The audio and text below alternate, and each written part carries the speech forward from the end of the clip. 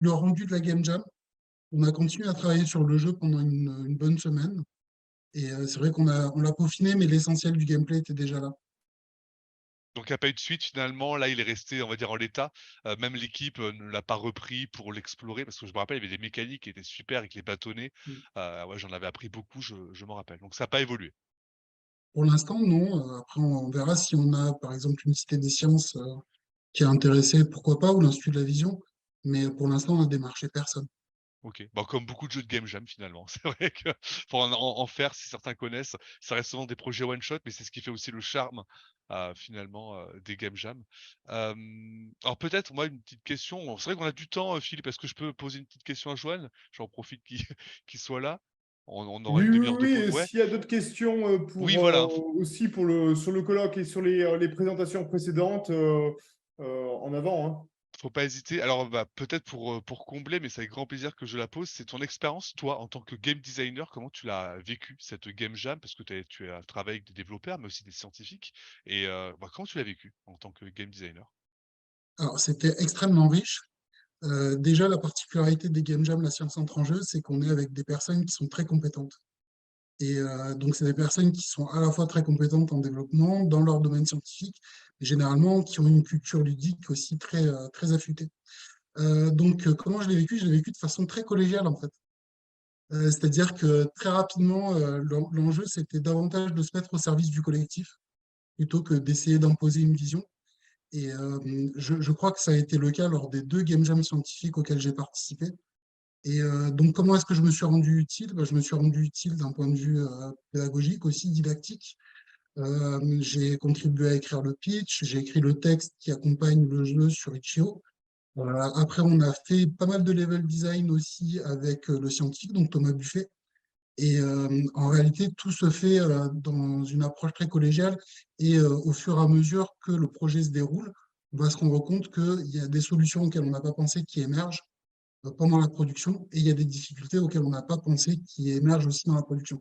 Et donc, comme on a des personnes qui sont réellement expertes de leur domaine et qui ont à la fois ce côté game jam, level designer, game designer, level designer et développeur, on a vraiment le sentiment d'avoir des gens qui sont autonomes et qui sont capables de résoudre des problèmes qui se présentent au fur et à mesure. Une expérience unique. En plus, c'était sous un univers immersif, hein. Tout à l'heure, on parlait de l'immersion sous Gather Town, pour ceux qui ne connaissent pas ou qui connaissent. Et bah, alors peut-être une question aussi naïve, c'est est-ce que tu en as appris davantage sur l'œil? Parce que je pense pas que tu sois un expert de l'œil à la base. Ou peut-être que si. Ah non, j'étais pas du tout expert de l'œil à la base. Mais je pense, comme beaucoup de gens, je pensais que tous les traitements complexes au niveau du signal visuel se déroulaient au niveau du cerveau. Donc, après acheminement par le nerf optique. Et ça a été vraiment une surprise pour moi. Non, pas tout de suite. Désolé.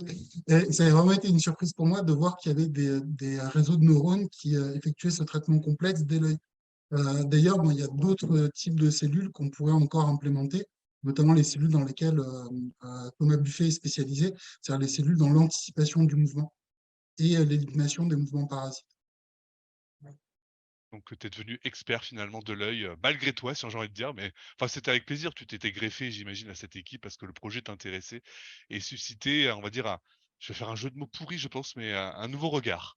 Voilà. Mais Ouais. Non, le, mais t'en le as fait pro- deux. T'en as fait Ah deux. bon? T'as fait greffer, greffer et ensuite un nouveau regard. Ouais, Non, mais voilà. déjà.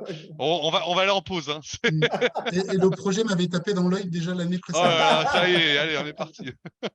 Bah, en tout cas, merci Joanne. Il n'y a pas eu peut-être, ah si, si, si, il y a une question d'Olivier, sur le chat. Comment envisagez-vous un moment de feedback collectif ou d'institutionnalisation avec les élèves?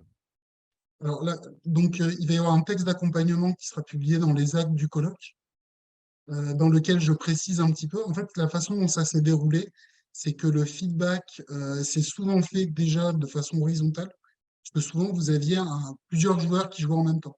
Donc, vous aviez quelqu'un qui était aux commandes, et puis il y avait ce qu'on appelle un backseat, c'est-à-dire quelqu'un qui va conseiller, qui va attirer l'attention, qui va proposer des solutions. Et c'est vrai que c'est extrêmement riche d'un point de vue de la régulation émotionnelle, du retour à la tâche, et ça favorise ce qu'on appelle la co-créativité.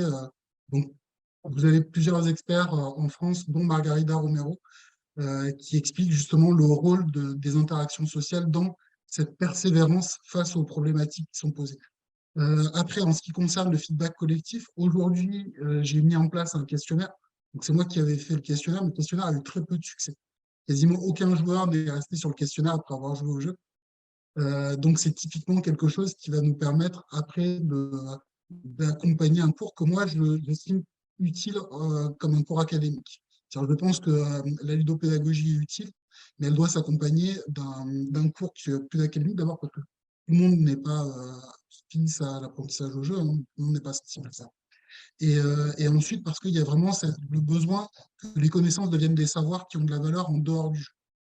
Et donc, justement, c'est ce qu'on appelle l'institutionnalisation et c'est tout le but de ce feedback collectif. Donc, généralement, moi, j'accompagne un temps de ludopédagogie d'un cours traditionnel. Ah, Merci ton Joanne. projet nous a vraiment tapé dans l'œil, hein. Ouais. Mmh. Allez, c'est reparti. Et peut-être une dernière question toujours d'Olivier, après on pourra vraiment partir en pause goûter. C'est Joanne, est-ce que tu as perçu des changements de posture des apprenants et des formateurs pendant la séance? Certainement pendant le jeu, je pense. Alors, ce que j'ai pu observer comme changement de posture, d'abord, c'est de la surprise. Parce qu'effectivement, on ne se rend pas compte à quel point, donc c'est exactement le but qui a été recherché par l'activité ludopédagogique, hein. C'est-à-dire la surprise de tout ce qui peut se passer au niveau de l'œil. Et donc, il y a une découverte progressive de toutes ces fonctionnalités au fur et à mesure qu'on découvre des cellules qui sont spécialisées. Et c'est vrai que ça renforce comment dire, la persévérance et l'envie de résoudre le problème et d'acquérir des connaissances. On se demande jusqu'où ça va aller et jusqu'où cet œil va nous surprendre.